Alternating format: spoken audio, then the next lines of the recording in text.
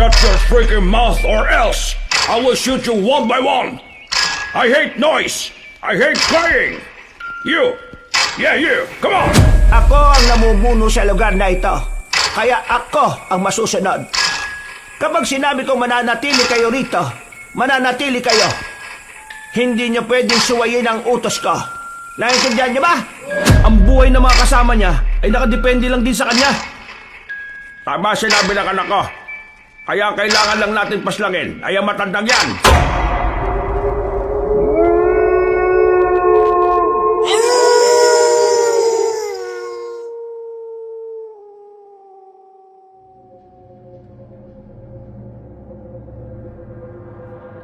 Pinagpalang araw sa inyo, Kabanong. Kilalanin niyo na lamang ako sa pangalang Andres. Ang kwentong ibabahagi ko sa inyo ay kwento na nangyari noong taong 1995 sa probinsya ng Leyte. Hindi ko nababanggitin ang eksaktong lugar para na rin sa pribadong buhay ng mga sangkot sa kwento. Dahil ang kwentong ito ay hango sa totoong buhay. Nangyari ito nung ako ay binata pa lang. Maulang gabi noon, nasa biyahe kami kasama ang tatay ko. Nakasakay kami sa isang bus na provided ng isang recruitment agency. Meron kasi kaming pinagpasahan ng requirements namin. Kaming dalawa ng tatay ko ang isa sa maswerteng napasama sa mga taong mapapasama patungong Malaysia. May maganda raw kasing trabaho na naghihintay doon. Sa aming dalawa ni Papa, pagiging elektrisyan ang papasukan namin. Sa ibang kasama namin, iba-iba rin.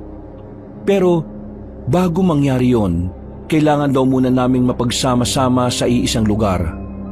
Kailangan daw muna kaming makausap. Kaya nagkaroon sila ng seminar na kung saan lahat ng mga ipapadala sa ibang bansa para magtrabaho ay bibigyan ng mga guidelines.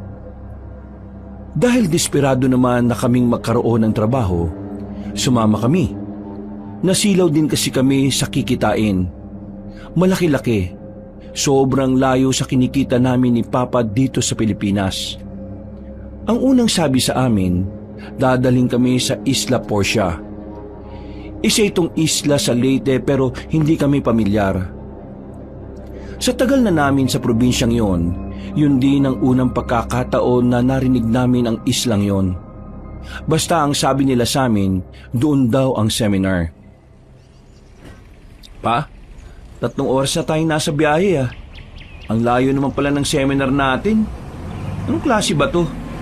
Ngayon lang ako nakaranas ng ganito katagal na biyahe. Huwag ka na muna magreklamo. Ano ka ba naman? Mabuti nga magkakaroon na tayo ng trabaho eh. At saka, libreng seminar to para sa atin. Malaki ang may tutulong nito para maihanda tayo sa trabahong papasukin natin sa ibang bansa.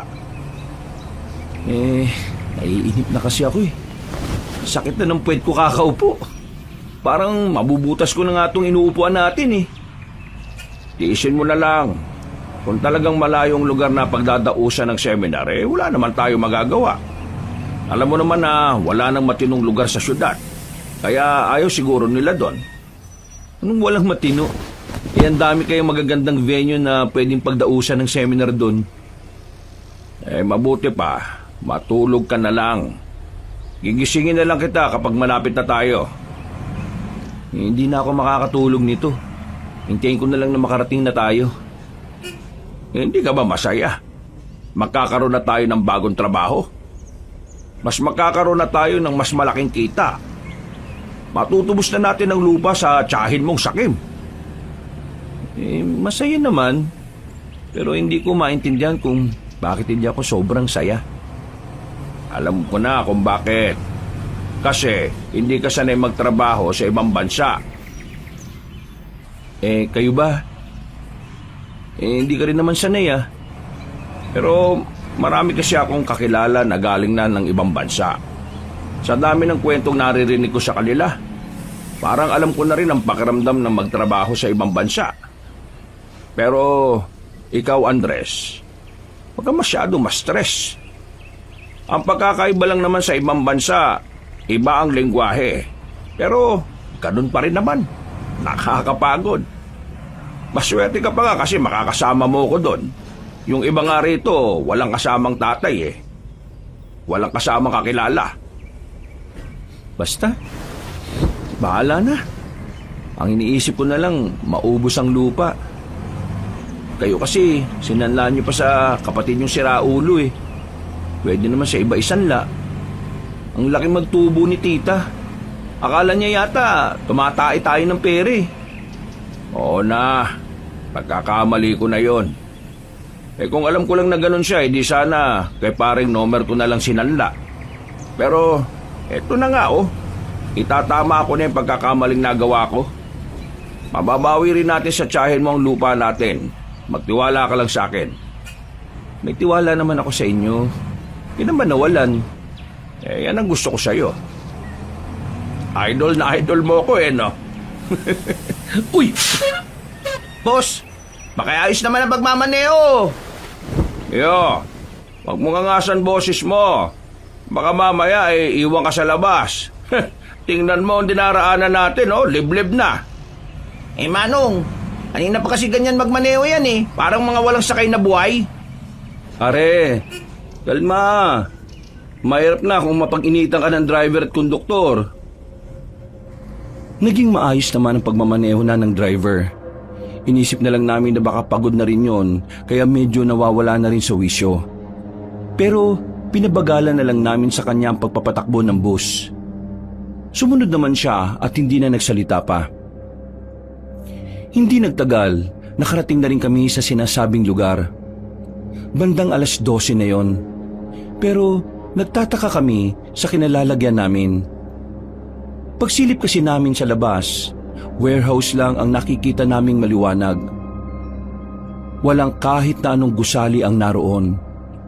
Mas kinabahan pa nga kami nang biglang may pumasok na mga armadong lalaki at tinutukan kami ng baril.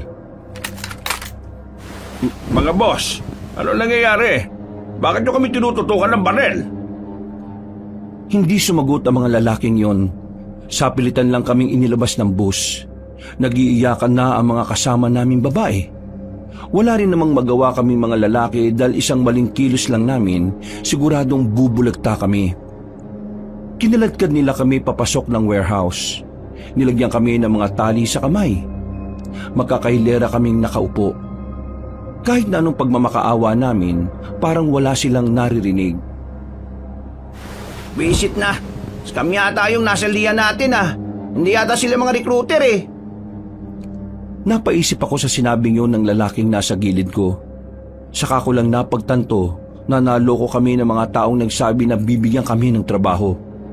Kinabahan ako ng malala. Malakas ang kutob ko na parte sila ng isang sindikato sa probinsya ng Leyte.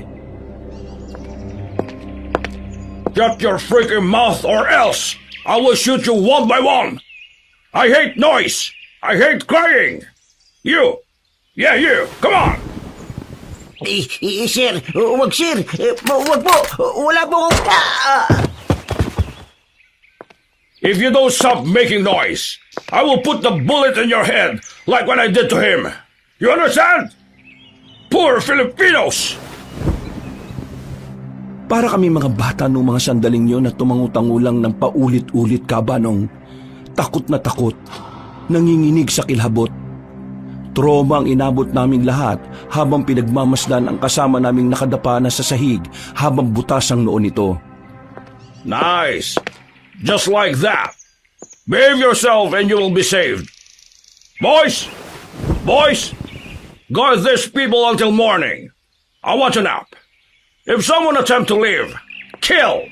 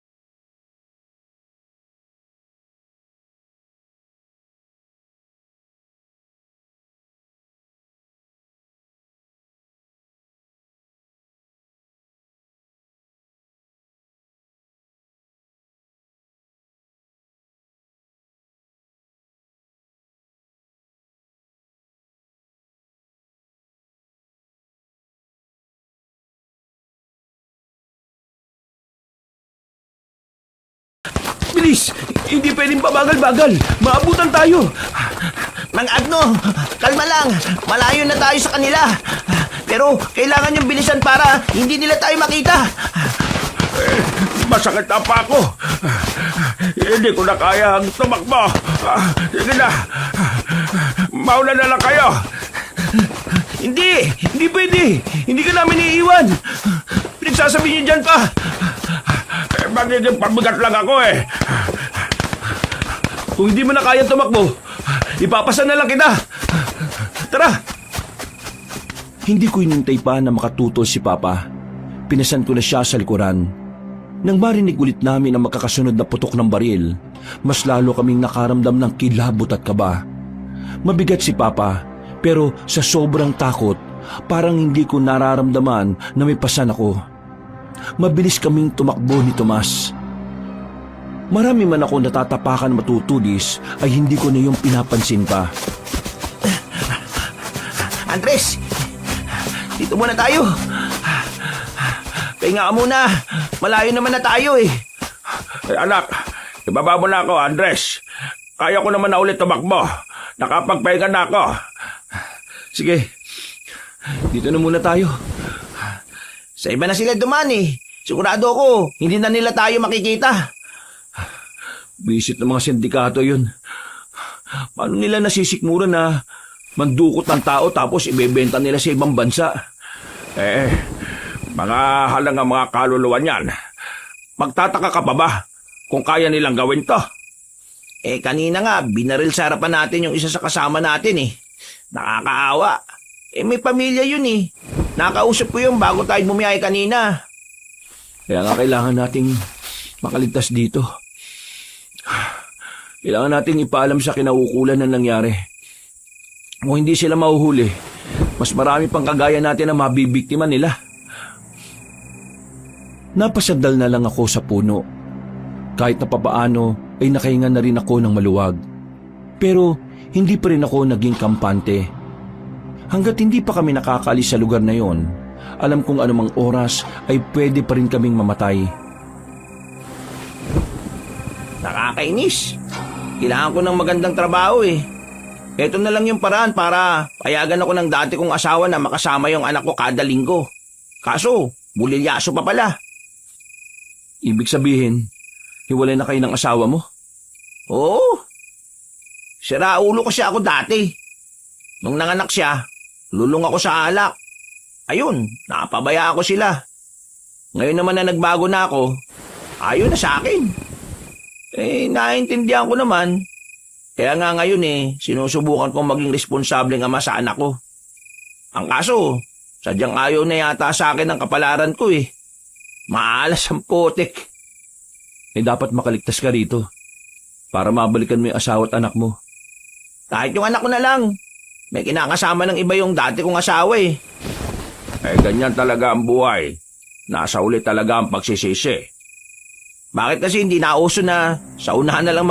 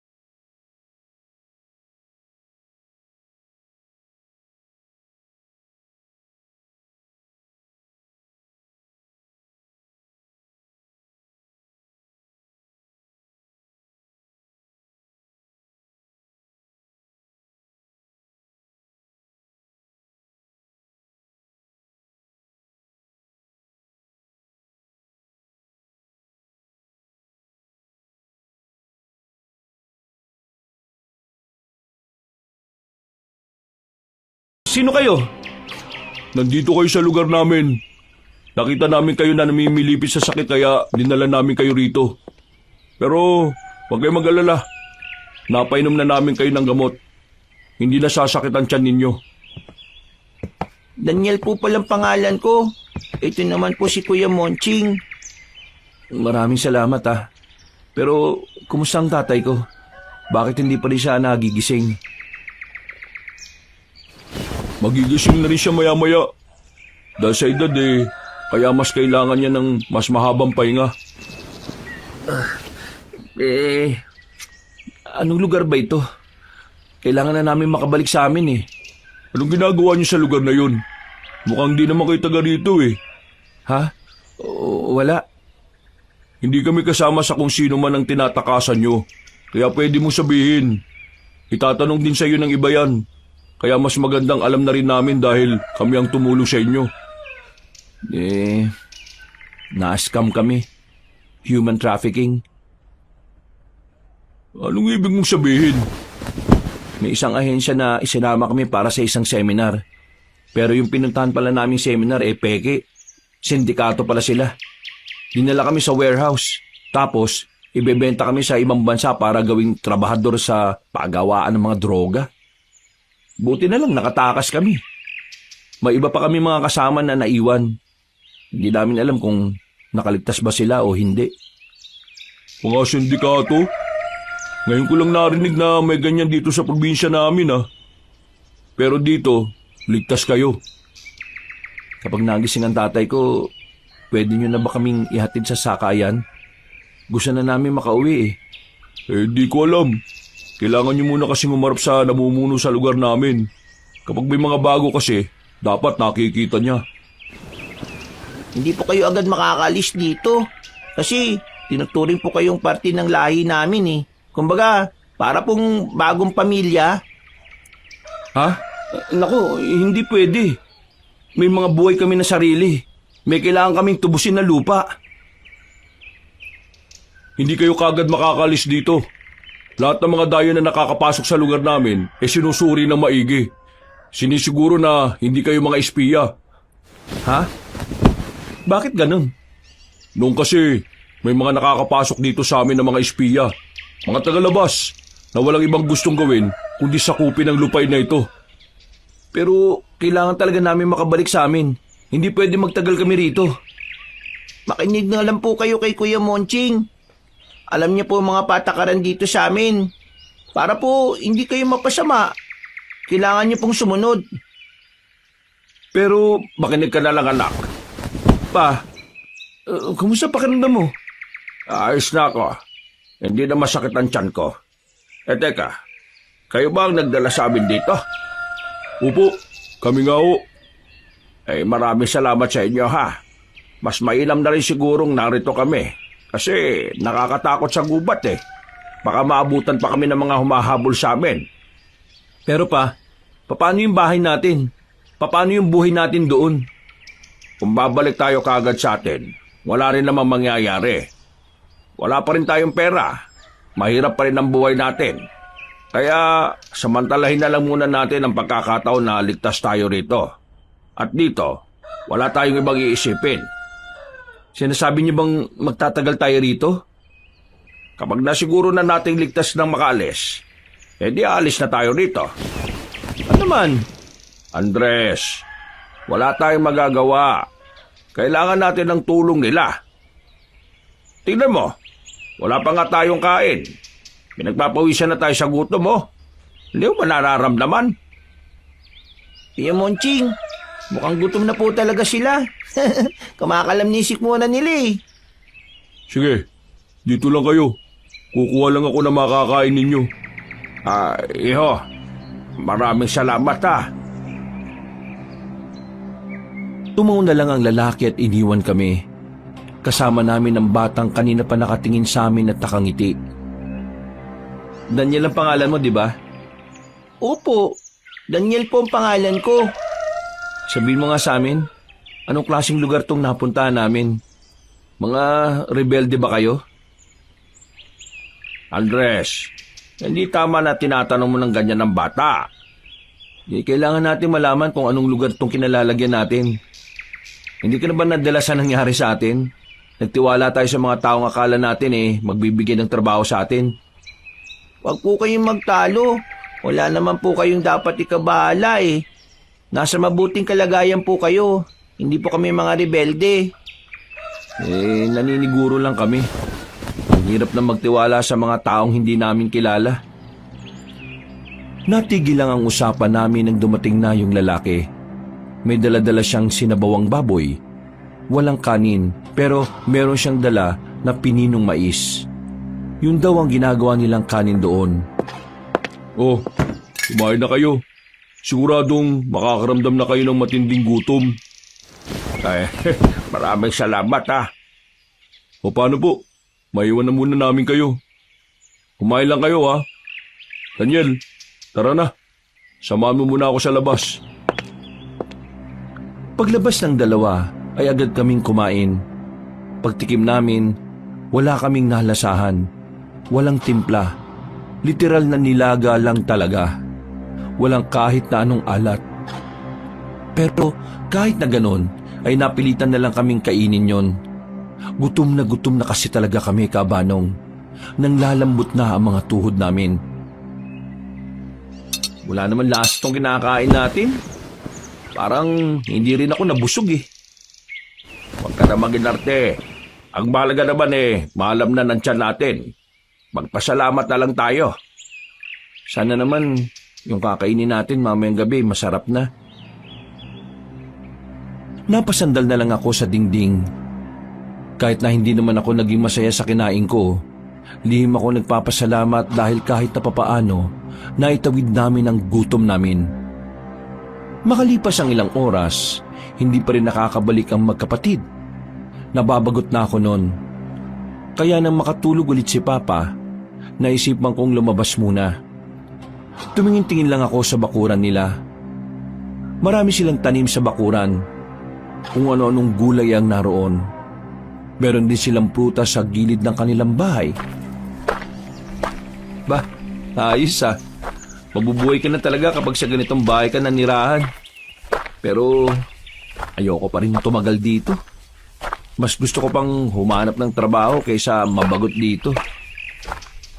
Pero hindi na rin masama na dito kami napunta no? Ang mahalaga, nakatakas kami sa mga humahabol sa amin. Kuya, sino kinakausap mo dyan? Napahawak ako sa dibdib ko nang marinig ang tinig na yon ng batang si Daniel.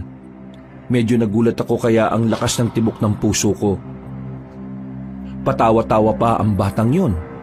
Kung hindi lang nila kami tinulungan, ay baka nakutusan ko na ang batang yon. Uy! Grabe ka. Ginulat mo naman ako. Hindi kita ginugulat, kuya. Magugulatin ka lang po talaga. Oo na. Pero mukhang payapa rito sa lugar nyo no? Ang daming tanim. Tapos, sariwa pang hangin. Ngayon lang po yan. Ha? Anong ngayon lang? Ngayon lang po may sariwang hangin. Sa mga susunod na linggo po mawawala na rin ang sariwang hangin kasi po babaho na po rito. Anong sinasabi mo? Ikaw bata ka ha? Napakalikot ng utak mo. Magbabago po ang lahat ng... Daniel! Masok ka na sa loob. Nanggugulo ka na naman ha. Daldal ng kapatid mo no? Oo, ganyan talaga siya kapag may ibang tao. Teka, bakit nasa labas ka? Anong kailangan mo? Ha? Wala naman. Hindi naman siguro bawal lumabas, no? Ang ibig ko sabihin, ayos na ba ang pakiramdam mo? Oo. Ayos naman na. Hindi na nasakit yung tiyan ko. At medyo nabalik na rin yung lakas ko. Si Papa naman, nagpapahinga ulit. Alam mo naman na matatanda, mas gustong natutulog palagi. Tama lang naman na magpahinga siya. Dahil mamayang gabi, ihaharap ko na kayo kay Inang Sabel. Ano? Sino? Inang Sabel? Oo, si Inang Sabel. Siya ang namumuno sa lugar namin. Siya ang tinitingala at iginagalang dito. Bakit parang bigla naman akong kinabahan? May ginawa ka ba masama? Ha? Wala naman akong ginagawa masama, no? Bakit? Wala naman pala eh. Kaya wala ka rin dapat ikabahala. Sa bagay. Ang mabuti pa, pumasok ka na rin muna sa loob at magpahinga ka na rin. Oo, sige. Maraming salamat ulit, ha? Medyo inantok din naman ako ng mga sandaling yon, Kabanong. Kaya pumasok na lang din ako sa loob para matulog. Bandang 6:00 ng gabi na kami nagising ni Papa nang makaramdam kami ng kakaibang lamig. Pagbangon namin ay madilim na ang bahay na kinalalagyan namin. Tanging ang liwanag lang mula sa labas ang pumapasok sa loob. Oh, nasa na yung magkapatid? Hindi ko nga rin alam pa eh. Teka, tingnan ko lang sa labas. Papikit-pikit pa mga mata ko ng mga sandaling yon. Lumabas ako ng bakuran. Naglakad-lakad ako kahit na hindi ko alam kung saan ako patungo. Meron akong nadaanan na bahay. Malalakas ang usapan nila pero bigla silang natahimik at napatingin sa akin. Hindi ko alam kung bakit, pero ngumiti na lang ako sa kanila dahil nakakaramdam ako ng pagkailang. Sa sumunod na bahay ay ganun din. Nakatingin sila sa akin na parabang yun ang unang pagkakataon na makakita sila ng tao. Sa kakatingin ko sa kanila, nakabanggaan ko na pala si Monching. Oh, bakit ka lumabas ng bahay? Pambira. Sakit ha. Tigas naman ang dibdib mo. Kasi nagising kaming walang ilaw sa bahay niyo eh. Wala rin naman si Daniel kaya eto, hinahanap ko kayo. Pasaway talaga yung batang yon. Halika, bumalik na tayo. Isasama ko na kayo mag-ama kay Inang Sabel. Binilikan kami ni Papa. Pinahiram kami ni Monching ng mas maayos na damit. Habang naglalakad kami papunta sa kinaroroonan ng bahay na matandang si Sabel, hindi pa rin maalis ang tingin ng mga tao sa amin. Monching, bakit ganyan sila makatingin? Galit ba sila kasi may dayo? Huwag mo silang pansinin. Maglakad lang kayo. Sige. Sabi mo eh. Ilang sandali lang ay nakarating na rin kami sa bahay na bato.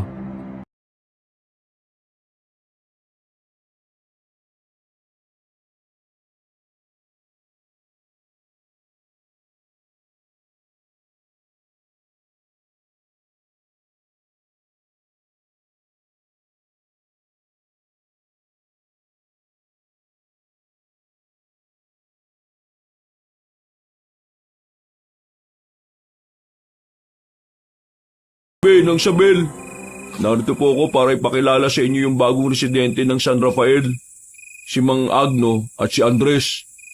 Nakita ko po silang walang malay sa gubat kaya dinala ko na sila rito. Magandang gabi po sa inyo. Kayo ang pinakabagong residente ng aming lugar. Kaya marapat lang na sumunod kayo sa mga patakaran na meron kami dito. Bukas ay ipapadala ko sa inyo ang mga patakaran na nakasulat. Mas madali niyong matatandaan kung mababasa niyo ito. At bilang pagtanggap na rin, ipapairam ko na muna sa inyo ang isang bakanting bahay sa bandang dulo ng baryo ng San Rafael. Maraming salamat po, Inang Sabel. Pero hindi naman po kasi habang buhay narito kami. Baka po bukas makalawa umuwi na rin po kami sa amin. Sinasabi mo bang hindi kayo titira dito? Opo, parang gano'n na nga po. Hindi na kayo maaaring umalis dito dahil isa na kayo sa amin. At ang mga kagaya natin ay marapat lang na nagsasama-sama sa iisang lugar. Hindi magiging ligtas ang buhay ninyo sa paningin ng mga taong nasa labas ng baryong ito. At para protektahan kayo, kailangan nyong manatili rito.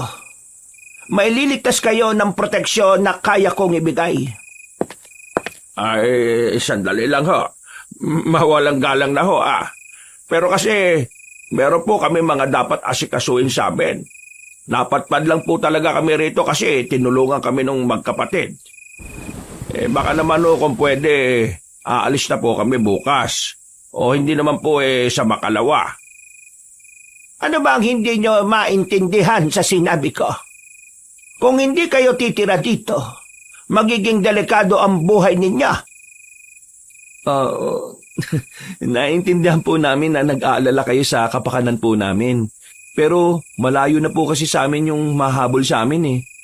Doon po sa tirahan namin, parang syudad na rin. Yung mga nahabol po sa amin eh, liblib din po yun. Ako ang namumuno sa lugar na ito. Kaya ako ang masusunod. Kapag sinabi kong mananatili kayo rito, mananatili kayo. Hindi nyo pwedeng suwayin ang utos ko. Naintindihan nyo ba? Pero Andres, hayaan mo na. Sige na, Monching. Ituro mo na sa kanila kung nasaan ang bahay na tutuluyan nila. Masusunod po, Inang Sabel. Wala na ako.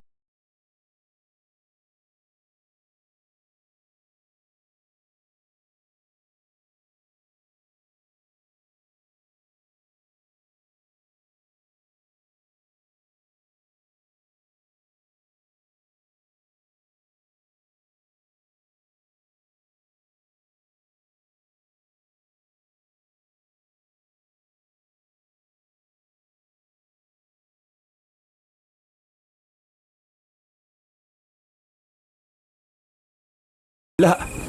Nangako tayo kay Mama na tutubusin natin yun bago siya namatay. Sinabi natin sa kanya na mababawi natin sa kapatid mo yung lupa pa. Hindi natin magagawa yun kung nandito tayo.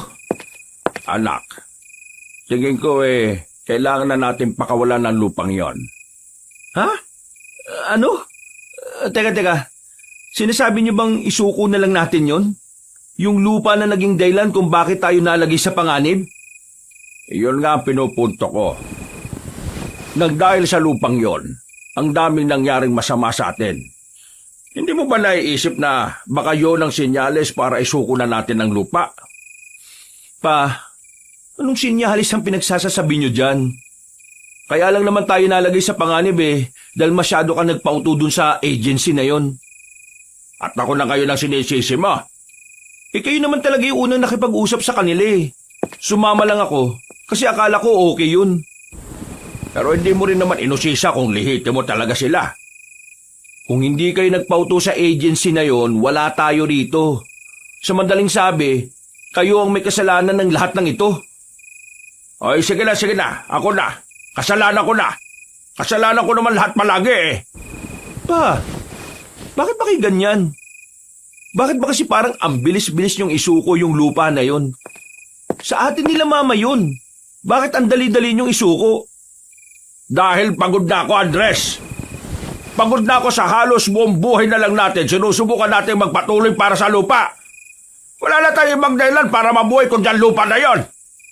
Gusto ko naman makahinga kahit paano. Masyado na tayo nilalamon ng lupain na yun Bakit kasi doon nyo pa sinala sa kapatid nyo? Kahit saan ko isanla, hindi naman natin matutubos kasi nagkanda utang-utang na tayo na magkasakit ang mama mo. At si Mama naman ngayon ang sinisisi nyo. Kung sana, inalagaan nyo siya noon, hindi naman siya magkakasakit Kaso mas inunan nyo pa palagi yung pagtatrabaho nyo. Minsan lalambingin kayo ni Mama, pero palagi na lang mainit ang ulo nyo. Tumigil ka na! Nakakasakit na yung mga pinagsasabi mo Totoo naman Kung ayaw mo rito, hindi umalis ka rito. Bahala ka sa buhay mo. Basta ako susubukan ko mabuhay dito. Susubukan ko magsimula ng bagong buhay na hindi na nag-iisip kung saan ako hahanap ng pantubo sa lupa.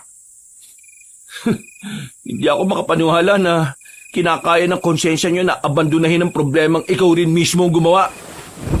Hindi ganyan ang pagkakakilala ko sa inyo Ay, saka pupunta? Sabi nyo, di ba?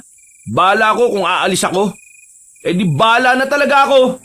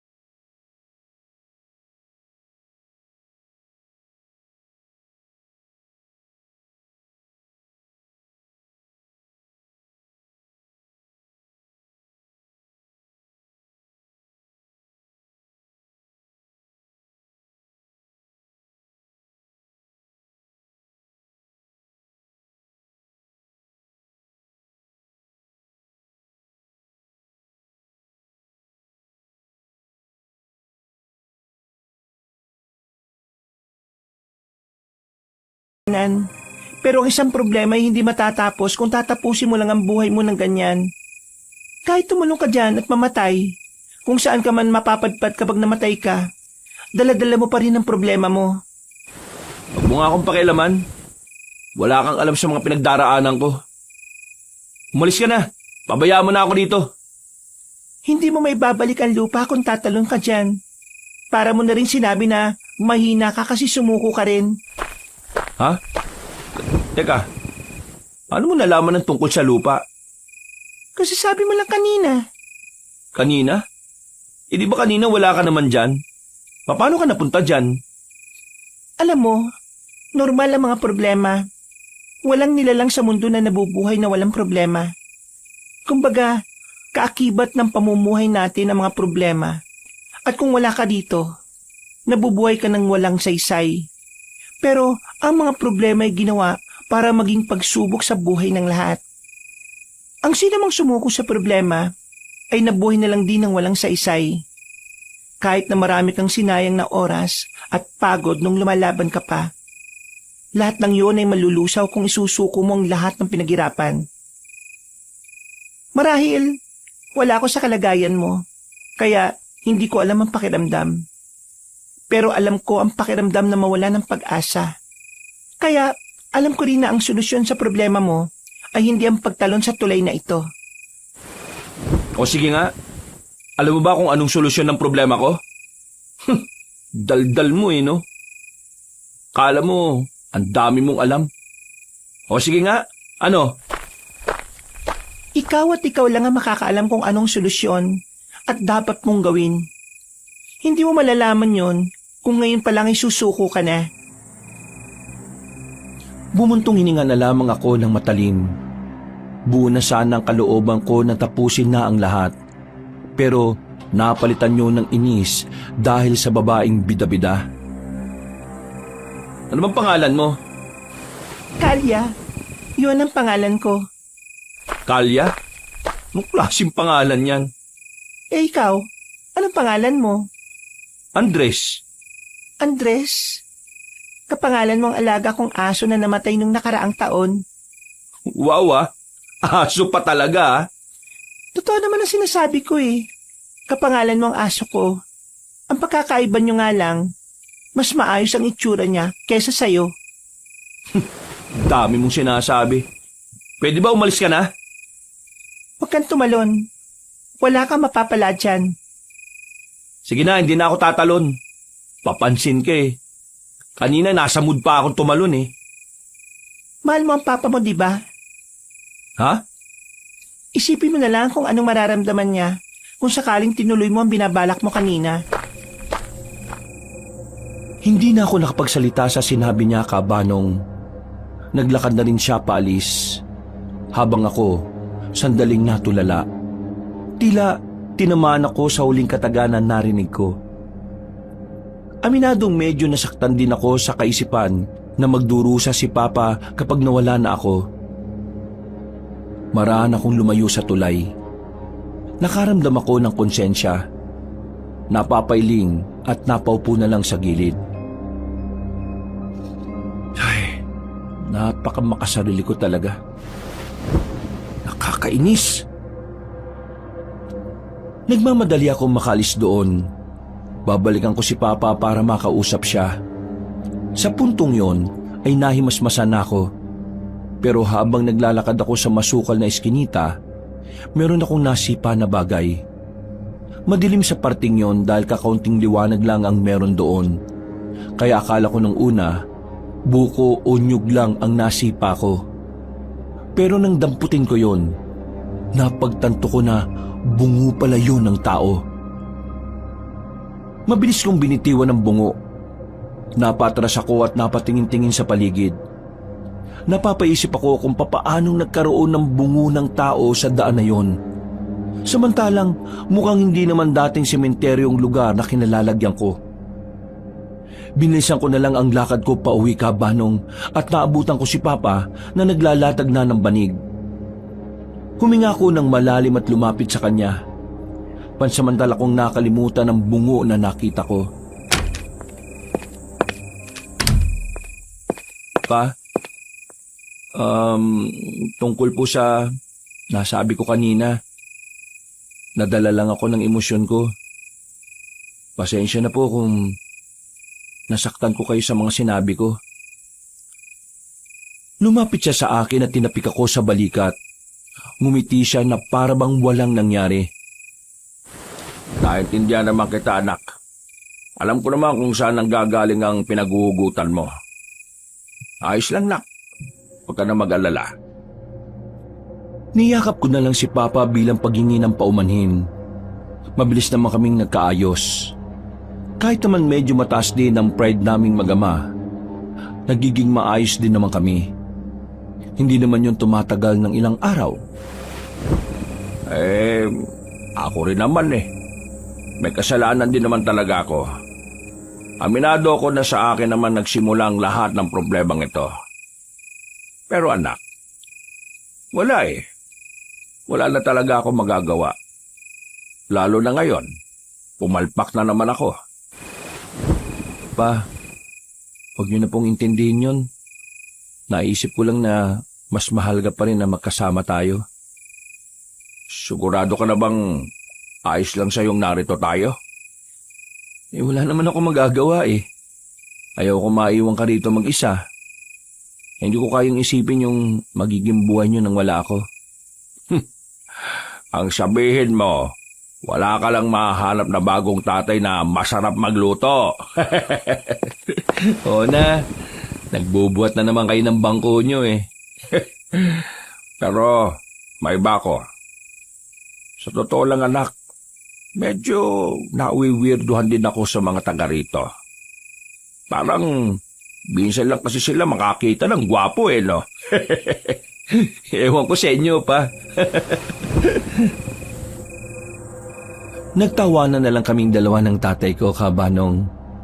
Nakatulog kami ng mahimbing noong gabing yon. Walang kahit na anong naging istorbo. Kinabukasan, binalikan kami ni Monching para ipahiram ang kalan na yari lang sa sementong pabilog. Binigyan din nila kami ng bigas. Kabanong, hindi ko po inakala na ang pananatili namin doon ay tatagal ng ilang araw. At habang naroon kami, unti-unti kong napapansin ang mga kakaibang bagay sa mga taong naroon. Hindi yata napapadalaw rin yung magkapatid ah. Alam mo ba kung bakit? Bakit to? Natanong nga kita eh. Kasi hindi ko rin alam eh. Hindi ko rin po alam eh. Kapag napapadaan naman ako sa bahay nila, palagi namang sarado. Narinig ko nung nakaraan parang pumunta raw sila ng bayan. Baka hindi pa nakakabalik. Etong bata, ano ang pangalan nun?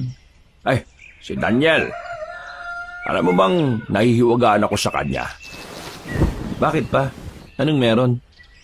Nitong nakaraan, may nakausap kasi ako lalaki. May tinanong lang naman ako tapos nakita ko si Daniel. Malayo pa siya. Paglapit niya, siya yung sumagot sa tanong ko ron dun sa lalaki. Nagtataka lang ako paano niya nalaman yung tinatanong ko ang layo pa naman niya? Ay, ano yun? Malakas ang pandinig niya? Hindi kaya may nasabi ka na noon sa kanya, tapos naalala lang niya bigla. Ano? Nasabi? Hindi naman ako nagtatanong ng mga tanong na alam kong hindi naman masasagot ng bata eh. Ano ba kasing tinanong niyo? Ang tanong ko kasi, papaano makakarating sa ilog kung saan maraming isda na pwedeng mahuli?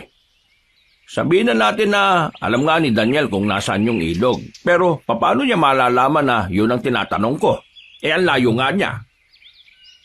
Ba, oo nga no.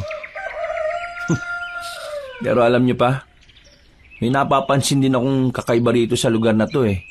Marami. Sige, kagaya ng ano? Kagaya na lang ng pagkain nila. Sa lahat ng bahay siguro dito, lahat ng pagkain nila walang timpla. Parang nilalaga lang nila talaga. Mabuti nga nagkaroon tayo ng sariling bahay at sariling pagkain eh. Para kahit papaano nakakapagtimpla tayo. Saka wala silang asin dito. Humingi ako nung nakaraan. Nakarating na ako sa dulong bahay pero wala naman ako napala. At saka ito pa, walang tumatagal. Napapansin ko na parang lahat sila rito maputla. Parang hindi naarawan yung balat nila kahit tirik minsan yung araw. Baka parte lang siguro ng kultura nila ang lahat ng mga bagay na napapansin natin. Hindi lang talaga tayo sanay kaya akala natin kakaiba. Baka nga siguro. O sige na, tapusin na natin yung niluluto mo. Nagugutom na rin ako Ay, bukas nga pala. Maaga akong aalis Maghahanap-hanap lang ako ng mga gulay at pwede nating karnehin. Makakita lang ako ng dagang bukid at palaka ayos na. Mas maganda kung makakahanap ka rin ng kuneho pa. Kahit na basta pwedeng makain. Dahil nilalamon na rin ako ng kuryosidad ng mga sandaling yon, pumasok na ako sa kagubatan para siguruhin kung ano ang nakikita ko. Nang makita ko na ng malapitan, doon ko na napagtanto na mga taong yon ay may mga bitbit na sandata. At base sa mga kilos at tingin nila, meron silang binabalak na masama sa lugar kung saan kami nakatira.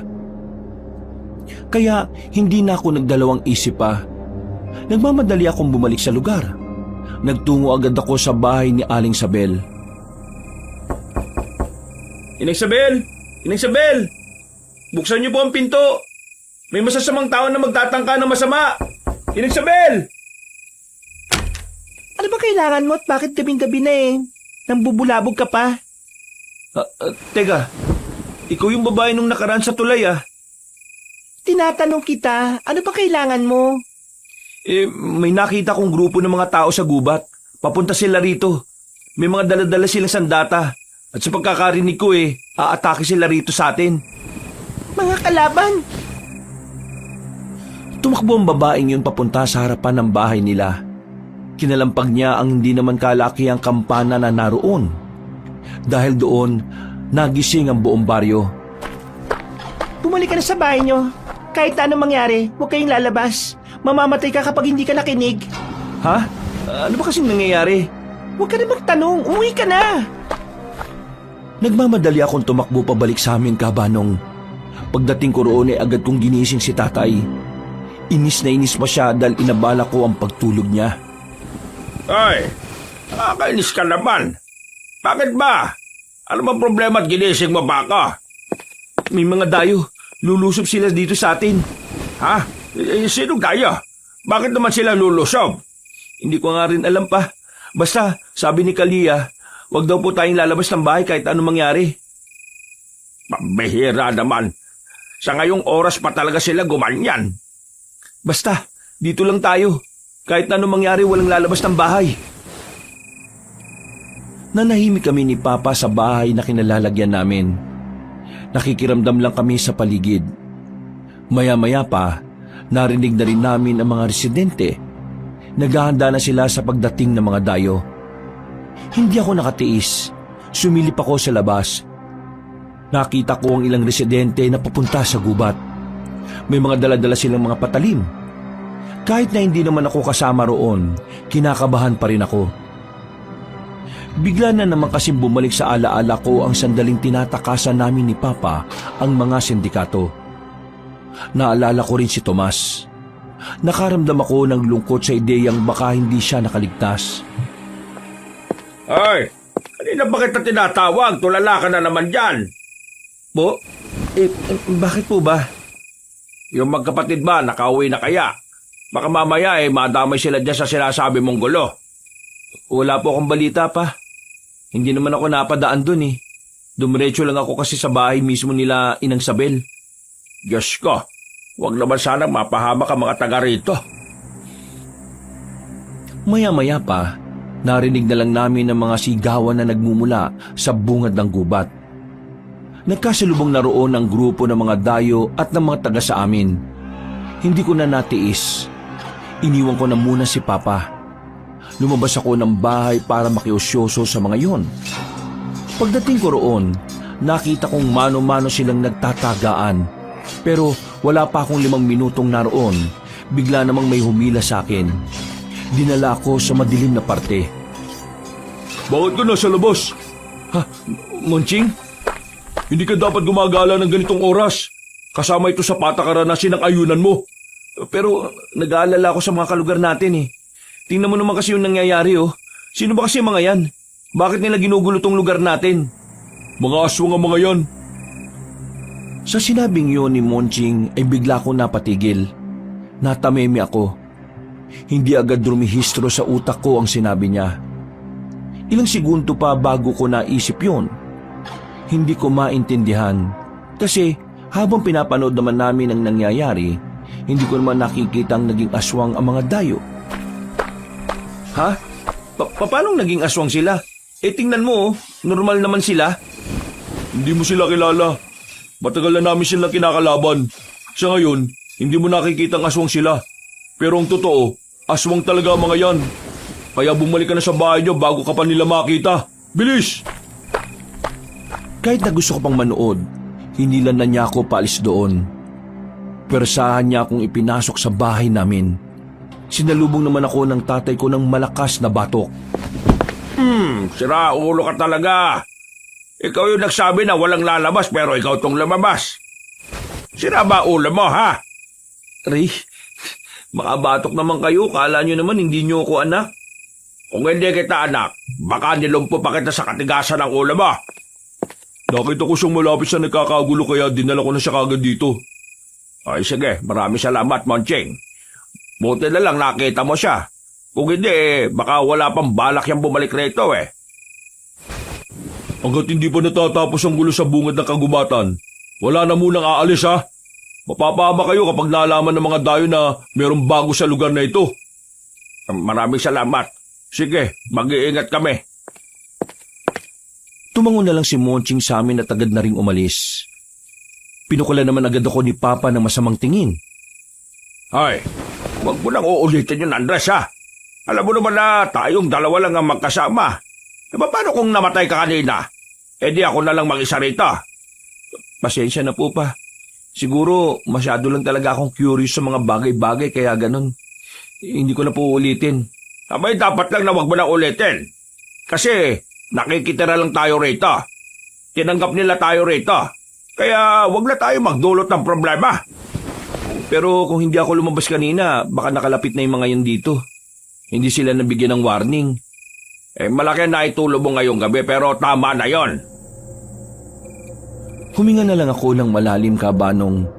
Makalipas ang halos 1 oras, narinig na namin na nag-atrasa na ang mga kalaban. Binalikan kami ni Monching at sinabihang bumalik na kami sa pagtulog. Pero hindi na ako dinadalaw ng antok noon. Hindi pa rin kasi mawala sa isipan ko ang sinabi ni Monching. Mga aswang.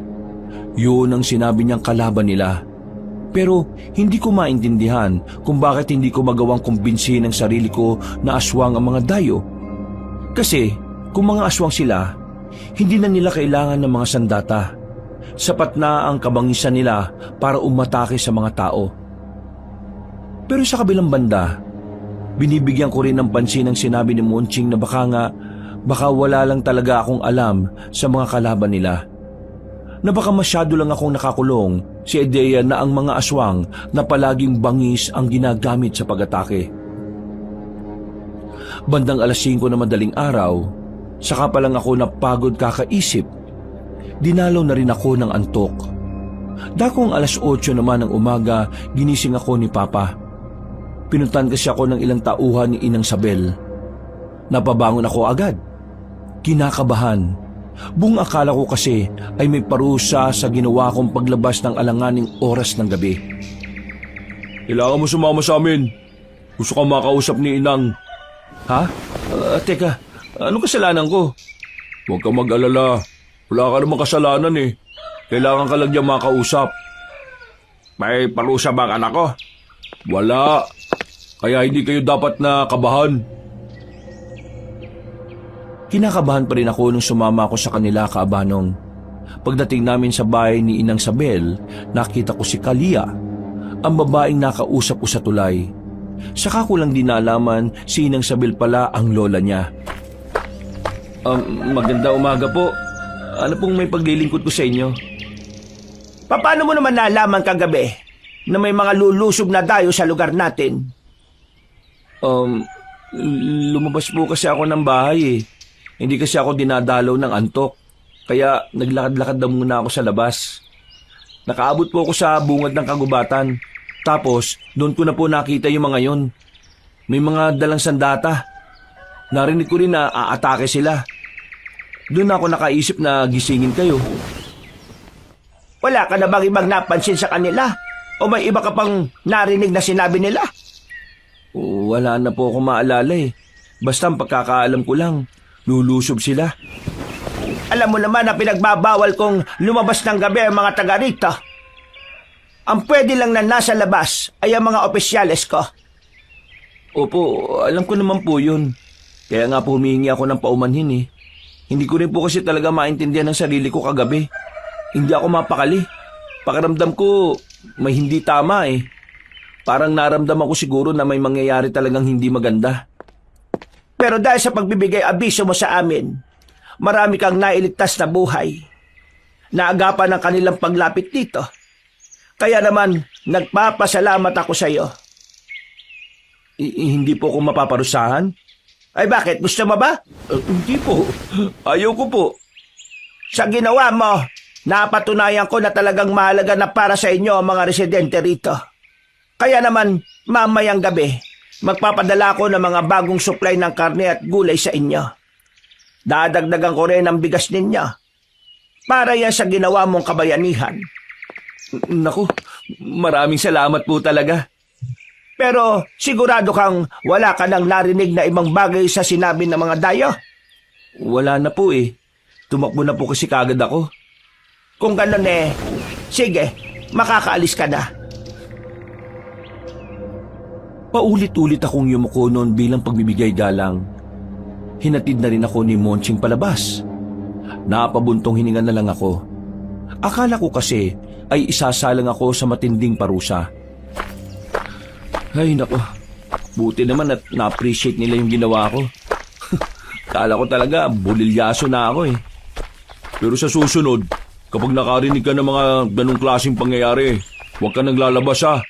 Mas mainam ang kaligtasan kung alam mo naman na hindi mo kayang labanan ng mga kagaya nila. Pero, aswang ba talaga ang mga yon? Hindi ko na inuulit ang mga sinasabi ko. Mabuti pa, bumalik ka na sa inyo. Nagmamadali na akong umuwi. Hindi ko na naabutan si Papa. Sasabihin ko sanang hindi na niya kailangan pang mangaso dahil magkakaroon na kami ng maraming supply. Umupo na lang ako sa gilid. Wala akong magawa, kaya nagsibak-sibak na lang ako. Pagdating ng hapon, nakauwi na si Papa. Masaya siya sa balitang sinabi ko sa kanya. Kaya inutusan na niya akong manghingi na muna ng mga pangrikado na ihahalo namin sa sinigang na manok. Pinuntahan ko ang bahay nila. Ngunit wala roon si Monching. Si Daniel lang ang inabutan ko. Papasok na sana ako sa bakuran nila pero napansin ko ang dalawang lalaki na may dalang pinturang itim. Ginuguhitan nila lahat ng pintuan ng bahay. Paikesam guhit. Hindi ko alam kung anong ibig sabihin noon kaya nilapitan ko si Daniel. Uy, Daniel, anong ginagawa nila? Bakit nila nilalagyan ng mga pintuan ng ganon? Pati inyo meron na rin, oh. Lalagyan din po ang sa inyo. Bakit nga? Para saan? Malapit na kasi ang pagbabalik loob, Kuya Andres. Ano? Pagbabalik loob? Saan? Sinasadya po ng lahat na itago ang tunay na kulay. Pero binabalik din po sa tamang panahon para protektahan ang lahi. Magbabalik loob na po sa dugo. At ang mga X na nakikita natin ay mga simbolo po yan ng paghahanda. Sa pamamagitan po niyan, papasok ang basbas ng kapangyarihan ng Panginoon. Nagsalubong ang kilay ko noon ng mga sandaling yon. Nanibago kasi ako kay Daniel. Para kasing hindi siya bata kung magsalita. Masyadong malalim, matalinghaga at hindi ko na maintindihan. Ha? Teka. Ano bang sinasabi mo? Hindi ko maintindihan. Pwede bang babawan mo? Biro lang po. Wala po akong alam. Huy, Pinagtitripan mo ba ako? Seryoso ako nagtatanong sa'yo eh. Dapat po, hindi po kayo kagad naniniwala sa kung sino lang. Lalo na po sa mga batang kagaya ko. Abay, loko talaga tong batang to ah. Mabuti pa. Pitasan mo na lang ako dyan ng pangrekado sa sinigang na manok. Napapailing na lang ako noon. Pero ang totoo, alam kong hindi lang yun basta biro. Alam kong may gustong iparating si Daniel sa akin. Nararamdaman ko yun base sa mga tingin niya. May pumipigil lang talaga sa kanya. Nakabalik na ako sa bahay na magulo ang isipan. Dumagdag pa si Daniel sa mga tumatakbo sa utak ko. Bandang hapon, lumabas na naman ako ng bahay. Maaga pa naman kaya pwede pa naman akong gumala-gala. Sa paglalakad ko, nakita ko roon yung matandang babae na nagbigay sa amin ng biko sa daan. Ang matandang babae na naging dahilan kung bakit nanakit ang tiyan namin ni Papa at kung bakit napunta sa lugar na yon. Napansin niya rin ako, kaya nang subukan ko siyang lapitan, bigla na lang siyang naglakad ng mabilis. Kakasunod ko sa kanya, napalayo na ako sa amin. Wala nang tao sa dinaraanan naming daan. Tinawag ko siya. Humarap siya sa akin ng may nakakalokong ngiti. Iba ang pakiramdam ko sa ngiting yun. Para bang meron siyang itinatago o binabalak na hindi maganda.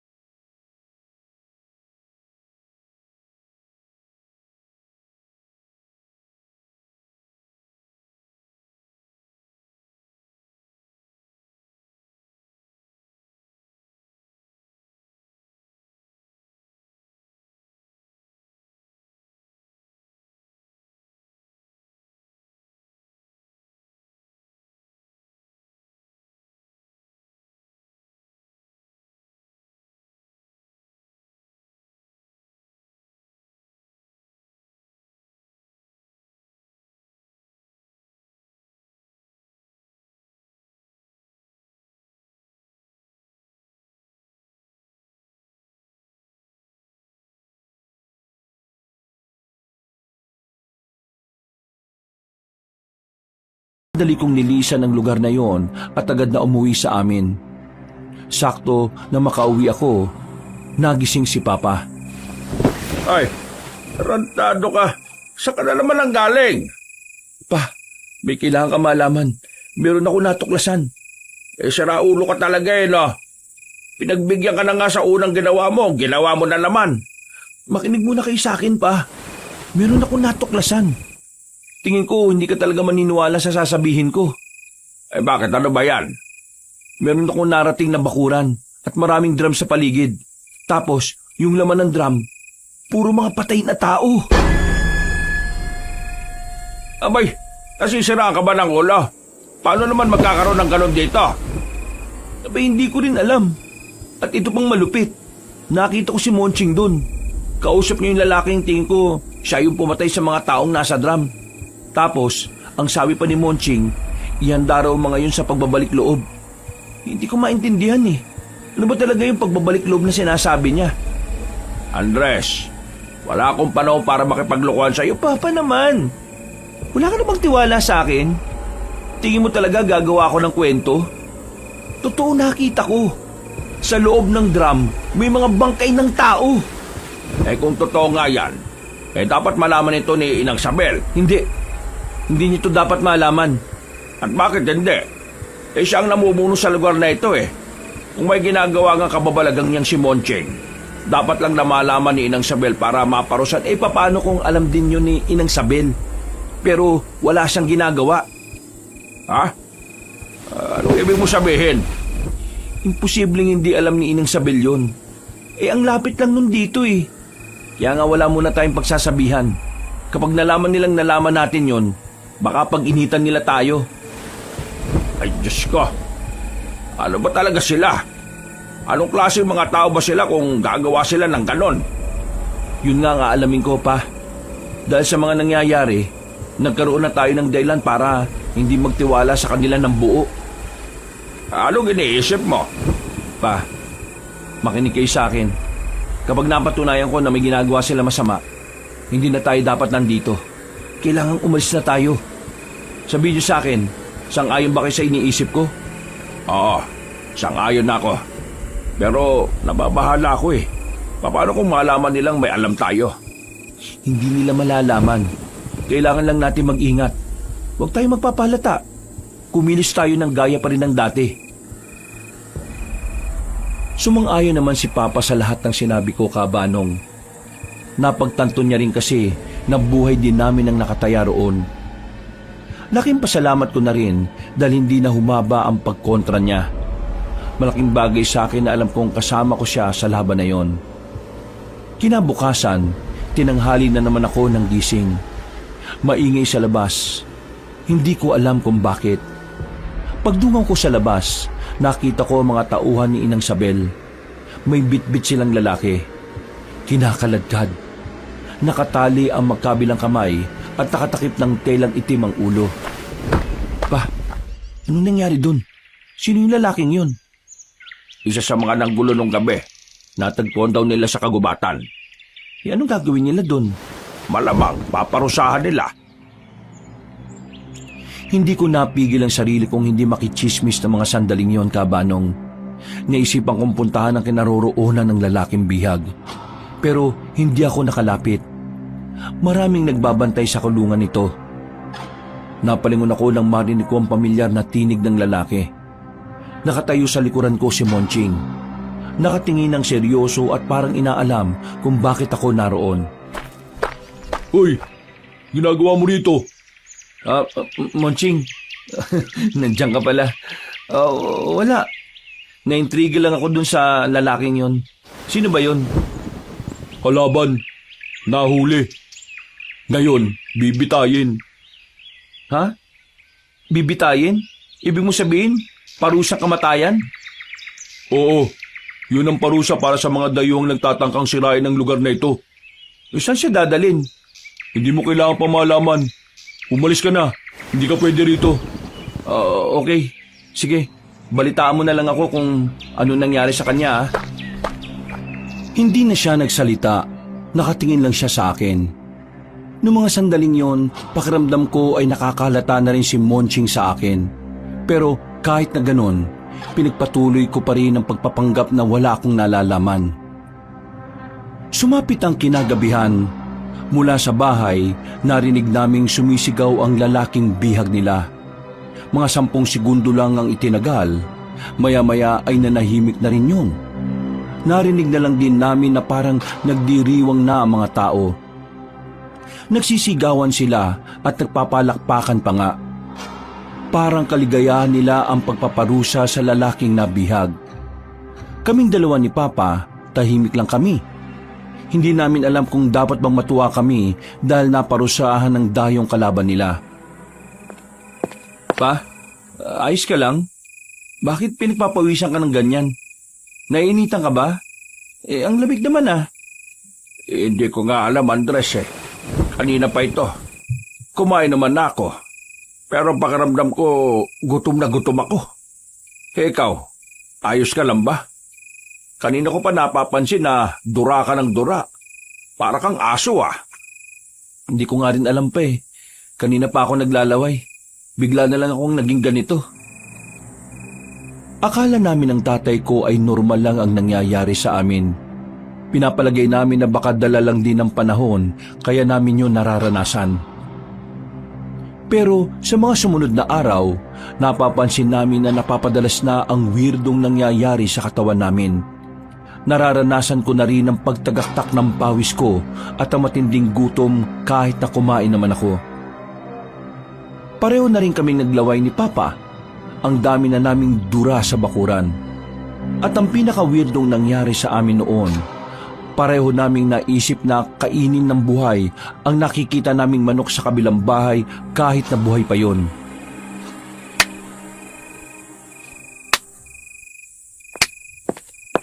Ano ba pa? Bakit mo ba sinasampal ang sarili mo? Hindi ka ba nababahala? Hindi na normal lang naiisip natin eh. Kailangan natin magising sa katotohanan bago pa tayo makagawa ng masama. Kapag nalaman nila Monching to, baka magtaka sila kung anong nangyayari sa atin. Kumalma ka lang. Malalaman din natin kung anong nangyayari sa atin. Sa ngayon, kailangan natin makapag-isip ng...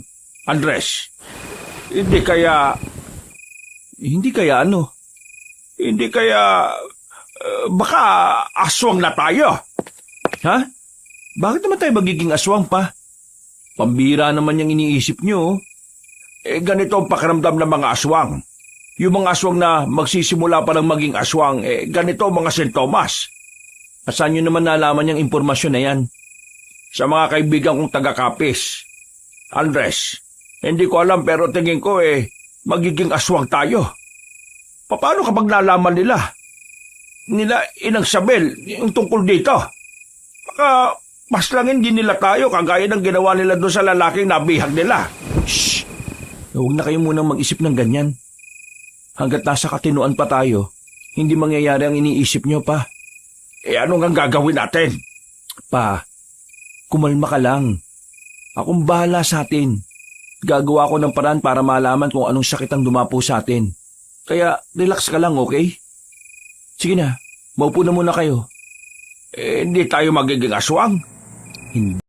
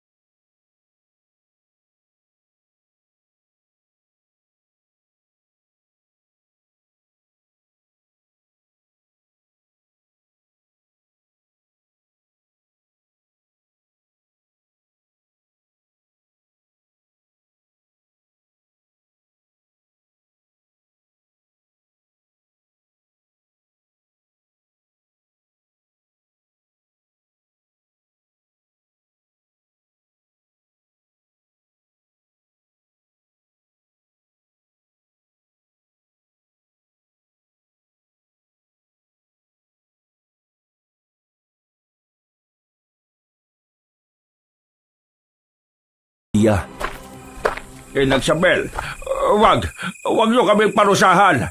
Hindi kami aswang. Agno, bakit ko naman kayo parurusahan? Wala naman kayong ginagawang masama. Sa katunayan dapat pa kaming maging masaya. Ha? Anong ibig mo sabihin? Hindi ka galit? Hindi. Walang dahilan para magalit. Masaya ako na unti-unti na rin kayong magiging kagaya namin. Anong ibig niyo sabihin? Monching, ano ba nangyayari sa amin? Ang mga nararamdaman at nararanasan niyo ay mga sintomas ng pagiging aswang. Ha? Anong sinabi mo? Aswang kayong mag-ama. Kabilang kayo sa amin. Sinasabi mo bang ang lahat ng narito ay mga aswang? Tama ang iniisip mo, Agno. Ang mga narito ay aswang. At ang dahilan kaya nanatili kayong ligtas sa lugar na ito ay dahil aswang din kayo. Paano nangyari yun? Wala naman kaming dugong aswang Kabilang kayo sa amin. At dahil kayo ay kadugunan namin, mananatili kayo rito habang buhay. Kikilalanin yung pamilya at lahi ang mga taga rito. Hindi namin gagawin yan. Meron kaming sariling buhay na malayo sa ganitong sistema. Hayaan nyo na kami. Hayaan? Sa tingin mo ba kapag bumalik kayo sa inyo magiging normal pa ang lahat? Hindi na. Isa na kayong aswang. Palagi kayong matatakam sa karne ng hayop. Palagi kayong matatakam sa laman ng tao. Kaya kung babalik kayo roon, mas malalagay lang ang buhay nyo sa panganib. Maraming papatay sa inyo. Sa oras na malaman ng mga tao na aswang kayo, ay tutugisin nila kayo. Niloko nyo kami. Lalo ka na, Monching. Sabi mo yung mga dayo yung aswang. Kayong lahat pala ang aswang. Masyado kasi kayong bulag. Kaya huli mo na nahalata lahat ng mga palatandaan na nasa baryo kayo ng mga nilalang na hindi normal. Ngayon, kailangan nyo lang tanggapin ang kapalaran ninyo. Magiging kaisa na namin kayo. Kung gusto niyo pang tumagal sa mundong ito, kailangan niyong umiwas sa mga tao. Sila ang magdadala ng panganib sa buhay ninyo. Itong lugar na ito ang natatanging tahanan para sa inyo. Kaya dito kayo manirahan hanggang sa kahuli-hulihan ng buhay ninyo. Hindi ako papayag. Wala ka nang magagawa, Andres. Ito na ang kapalaran ninyo. Manching, dali na sila sa kusina. Bigyan sila ng pagkain bago pa mamatay sa gutom ang mga yan. Ano bang tinitingin-tingin nyo? Dalhin nyo na yung mga yan sa kusina. Para kaming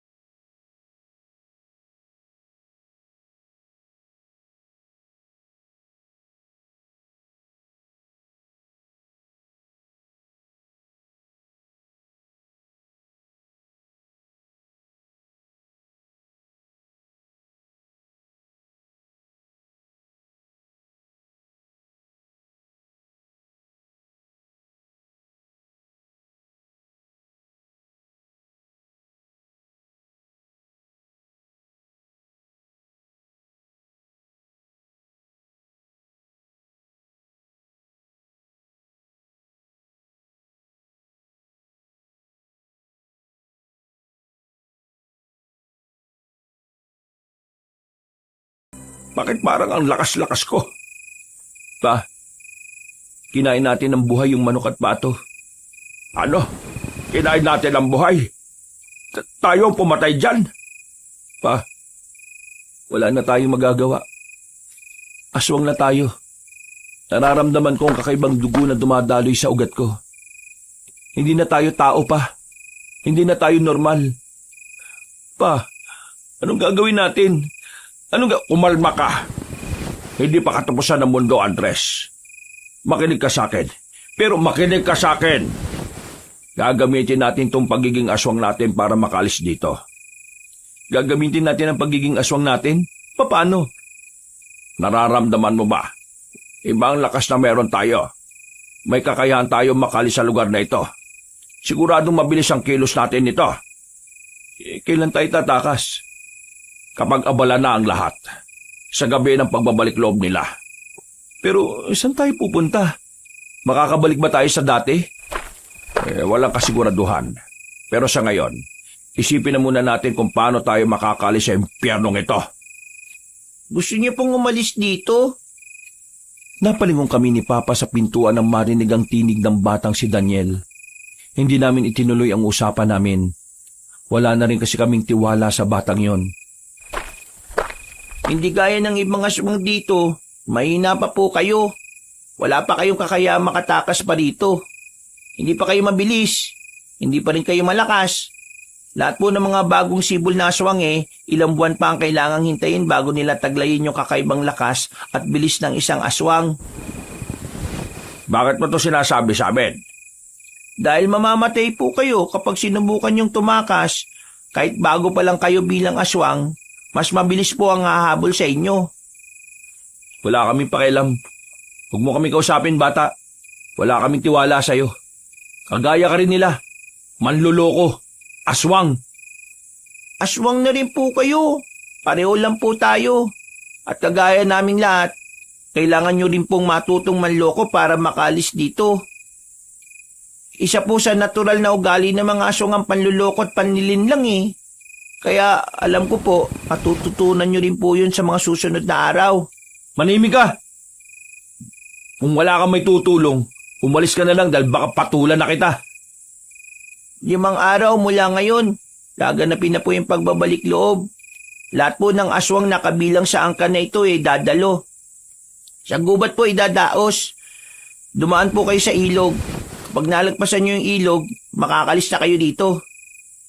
Bakit mo kami tinutulungan? Kasi, kagaya nyo rin po, biktima rin ako. Pero ang pagkakaiba lang po natin, wala na akong pag-asang makaalis. Kayo, meron pa po. Teka, anong sinasabi mo? Normal na tao lang din po ako noon. Kasama ng mama at papa ko. Namumundo kami para maganap na makakain. Pero nahuli kami ng tauhan ni Inang Sabel. Ginawa nila kaming aswang.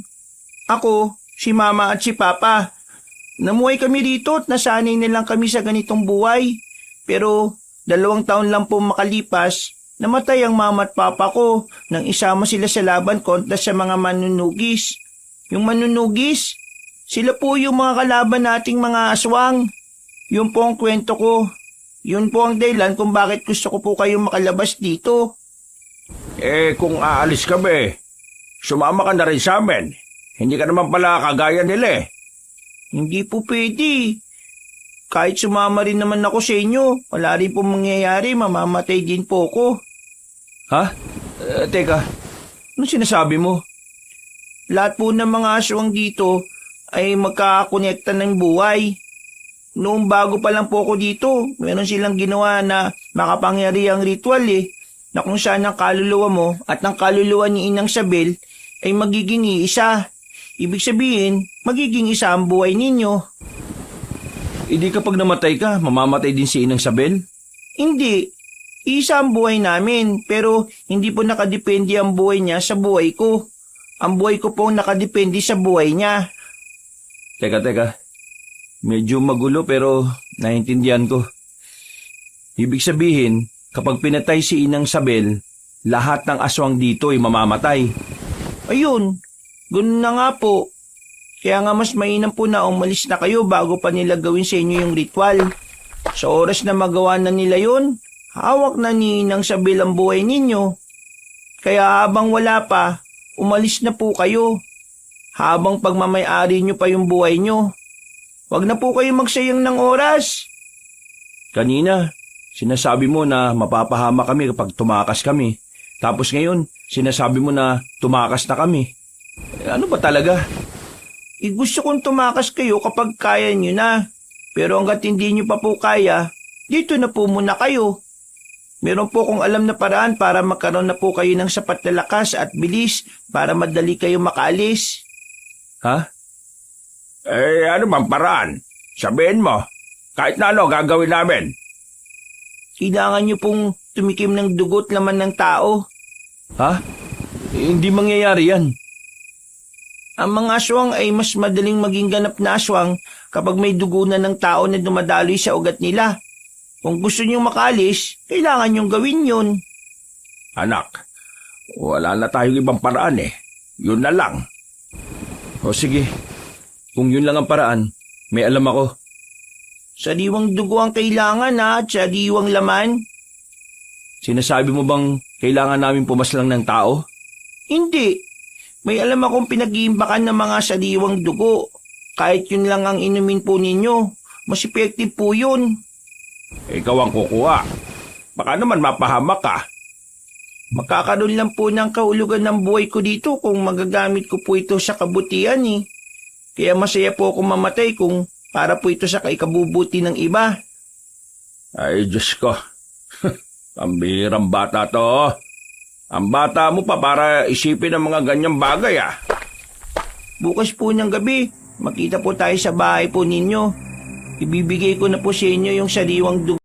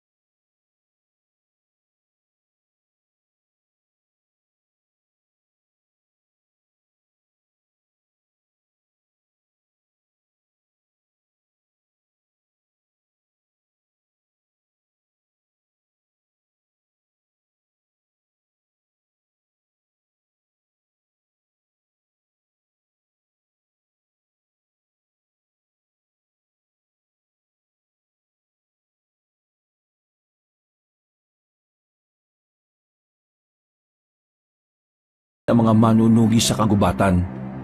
Hindi ko alam kung papaano nila nalaman na aswang kami, pero bigla nila kaming pinalibutan. Ang aswang! Ang lakas naman ang loob niyong sumugod ng kayong dalawa lang. Sandali lang, hindi kami masasamang aswang. Biktima lang din po kami. Hindi mo ako malilinlang. Lahat ng aswang ay masasama. Kaya katapusan nyo na ngayon. Sandali lang, Mang Timor! Oh, bakit Tomas? Parang kilala ko yung mga yan eh. Tomas? Ikaw ba yan? Tinutukan kami ni Tomas ng ilaw. Nang makilala niya kami, ay agad siyang lumapit sa amin. Pero dumistansya din siya kaagad nang mapagtanto na aswang na kami. Kilala mo ang dalawang yan, Tomas? Opo, Mang Timor. Kasama ko silang tumakas sa mga sindikato. Nagkaiwalay kami. Hindi po sila masasamang tao. Pero mga aswang na sila eh. Ano ba nangyari, pre? Hindi rin namin alam eh. Basta, nanakit na lang yung tiyan namin matapos namin kainin yung binigay sa amin ng matandang babae. Pagkagising namin, nasa baryo na kami ng mga aswang. At wala na kami magawa kundi sumunod sa kanila. Mang Timor, kilala ko talaga ang mga yan. Biktima lang din sila. Baka naman may pwede tayong gawin para maibalik sila sa dati. Nagmamakaawa ko sa inyo. Tulungan nyo kami. Hindi namin gusto ng ganitong buhay. Ibalik nyo sana kami sa pagiging normal. Pakiusap. Nakatikim na ba kayo ng dugo o karne ng tao? Hindi pa. Ang nakain lang namin hilaw na karne at boy na pato at manok. Pero hindi pa kami nakakatikim ng kahit na anong dugo o laman ng mula sa tao. Huminga ng malalim ang matandang lalaki. Ibinaba na niya ang hawak niyang itak at nakahinga naman kami ng maluwag ni Papa. Itatali na muna namin ang mga kamay ninyo para makasiguro kaming wala kayo makakagat sa oras na bigla kayo matakam. Dadali namin kayo sa kampo. Susubukan ko kayong ibalik sa normal. May pag-asa pa ba kaming maging normal na tao ulit? Ilang beses ko lang ginagawa ang pagkontra sa Yanggaw. Hindi ako pumalpak. Pero depende pa rin niya sa katawan ninyo. Mga kasama, talian nyo na mga kamay nila at bumalik na muna tayo sa atin. Tama lang ang desisyon nyong huwag na munang lumusob ngayon. Bakit? Sa baryo ng mga aswang, naghahanda na sila sa pagdating ninyo. Nakakalat sila sa gubat na ilang metrong distansya sa baryo. At meron silang nilagay na mga patibong sa loob ng lugar nila. Kaya hindi nyo sila basta-basta mapapasok kahit na mas marami kayo. Tumango na lang ang matandang lalaki sa amin. Hindi na kami nagtagal doon at tinalian na rin nila kami. Naglakad kami ng halos 2 oras. Narating namin ng isang baryo na malalakas ang ilaw sa bawat kabahayan. Solar panel kasi ang ginagamit nila roon. Mas, wala tayo magagawa. Kailangan mo muna silang igapos hanggat hindi ko pa naihahanda ang mga gamit ko. Maya-maya babalik ako. Ikaw na munang bahala sa kanila, total. Kilala mo naman ang mga yan. Sige po, ako na pong bahala sa kanila, Mang Timor. Tomas, paano ka napunta sa ganito? Buti ka pa, sa ganito ka napunta. Pero kami sa impyerno eh. Pasensya na kung naghiwalay tayo. Hindi ko rin gusto sa ganyan kayo mapunta. Nung tumakas ako, sila nagligtas sa akin. Akala pa nga nila aswang ako eh. Pero nung mapatunayan na hindi naman, tinuruan nila ako kung paano pumatay ng aswang. Isa sa mga dahilan kung bakit ako sumama sa kanila kasi nagbabaka sakali akong makita ko kayo sa kagubatan. Ang mahalaga ligtas ka. At nagkita-kita tayo ulit. Tomas, mapapagaling ba talaga kami na matandang yon?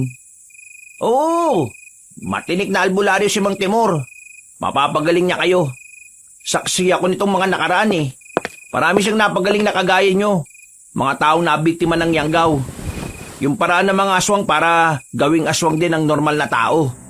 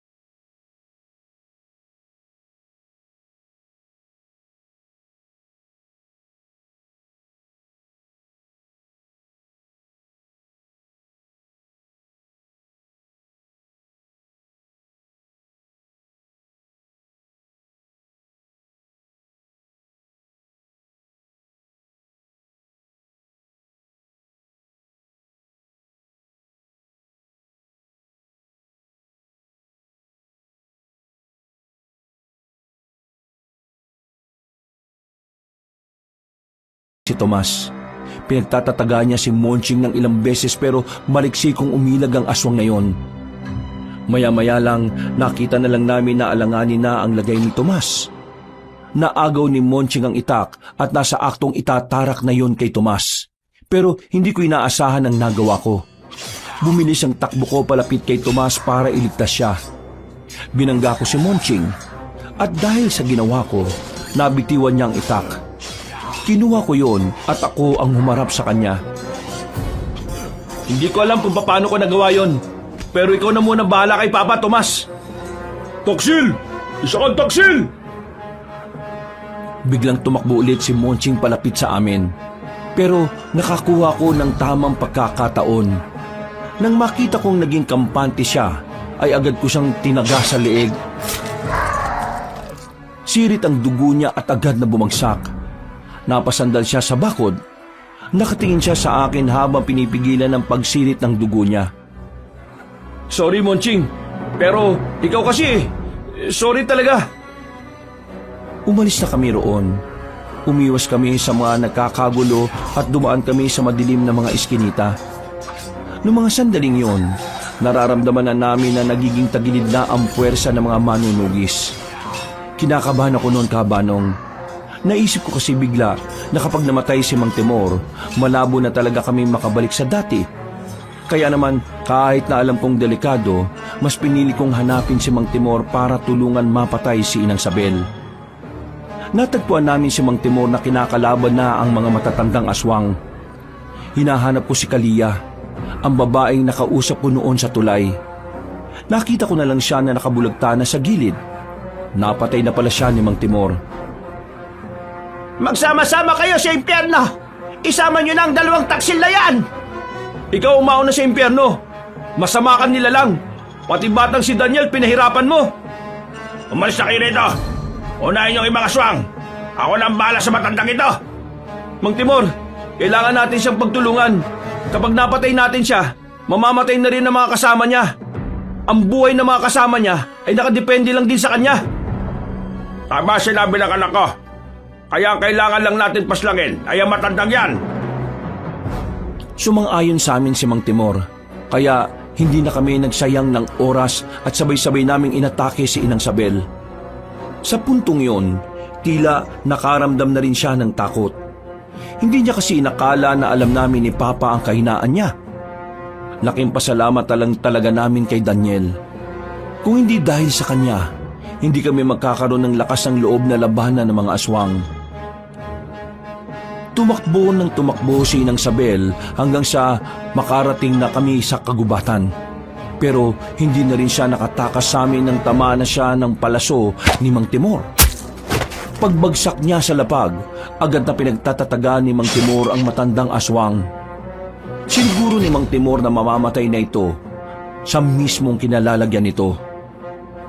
Wala pang ilang minuto, narinig na naming nagsigawan na ang mga manunugis. Isang senyales na nanalo na nga sila sa laban. Pagbalik namin, inabutan naming nakabulagta na ang mga aswang. Nagyakapan na lang kami ni Papa sa sobrang tuwa. Maraming salamat sa tulong na ginawa ninyo. Kami ang dapat na magpasalamat sa inyo. Kahit na alam niyong aswang kami, tinanggap niyo pa rin kami rito. Huwag kayong mag-alala. Ngayong wala na mga aswang, maaari ko nang masimulan ng pagtanggal ng yanggaw sa katawan ninyo. Kinaumagahan lang din, inasikaso na rin kami ni Mang Timor. Hindi namin alam ni Papa kung anong mga proseso ang gagawin niya. Pero ang mahalaga na lang sa amin, kailangan namin makabalik sa normal. Para makabalik na rin kami sa dati naming buhay. Halos isang buong maghapon kaming inasikaso ni Mang Timor. Bandang 9:00 na ng gabi nang matapos siya. Wala kaming malay. Ang sabi lang sa amin ni Tomas nang magising kami, hindi raw nahirapan sa amin si Mang Timor. Hindi pa naman daw kasi kumalat ang yanggaw sa buong katawan namin. At nakatulong din ang di namin pagkain ng karne ng tao at pag-inom ng dugo ng tao. Naging matagumpay ang pag-aalis ng yanggaw sa amin. Yun nga lang, kinailangan namin magpahinga ng halos 1 linggo. Ubus na ubus kasi ang lakas namin. Nangayayat din kami dahil kinailangan talagang hindi kami kumain ng kahit na ano. Pinapainom lang kami ng gamot ni Mang Timor. Magaling na kayong dalawa. Normal na tao na kayo ulit. Sa susunod, kahit na anong gutom nyo, wag na wag kayong tatanggap ng pagkain sa mga hindi nyo namang kilala. Lalo na kung bigla-bigla nyo nalang makakasalubong sa daan. Sige, maraming salamat ulit. Tatandaan namin ang mga paalala ninyo. Mang Timor, maraming salamat ha. Sana marami ka pang matulungan. O paano? Uwi na ba kayo nito? Ihatid na namin kayo. Tomas, kailangan mo na rin sumama sa kanila. Di ba sabi mo, may kailangan ka pang gawin para sa anak mo? Napamahal na kasi ako dito, Mang Timor eh. Pwede ka rin naman bumalik dito, kahit na anong oras. Wala namang problema yon. Unahin mo ang anak mo. Sige, basta, huwag niyo akong kakalimutan dito ha. Napangiti na lang ako ng mga sandaling iyon, Kabanong. Hindi ko inakala na darating ang puntong magkakasama-sama pa rin kami. Medyo may lungkot pa rin dahil naisip namin ang iba naming kasamahan na nabiktima ng mga sindikato. Wala na kasi kaming balita sa kanila. At kahit na sinabi naman namin sa pulis ang mga pangyayaring yon, wala rin namang nangyari. Mula noon, kahit na kailan, ay hindi na kami nagtiwala sa mga agency na naghahanap ng mga gustong magkatrabaho.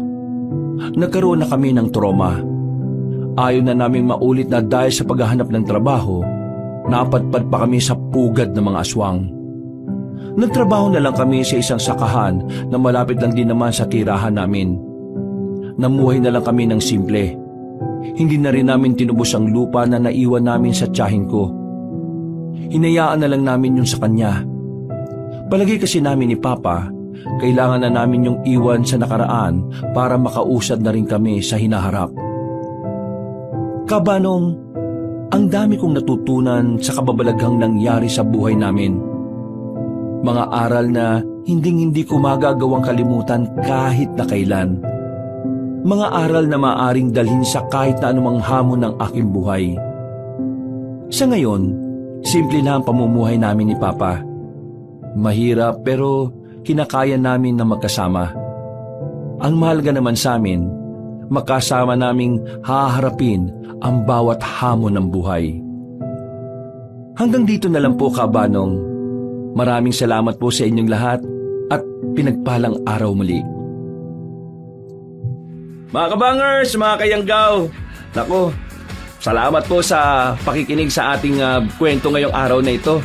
Pero kung nabitin kayo, ito pong good news. Meron pa po tayong isang channel ang Pamela Clamil Channel. Hanapin niyo po ito dito sa YouTube at sana po ay mag-subscribe rin kayo. At syempre, huwag niyo kalimutan pong mag-comment at mag-like. Alright? Kaya hanggang sa susunod na kwento, wakas!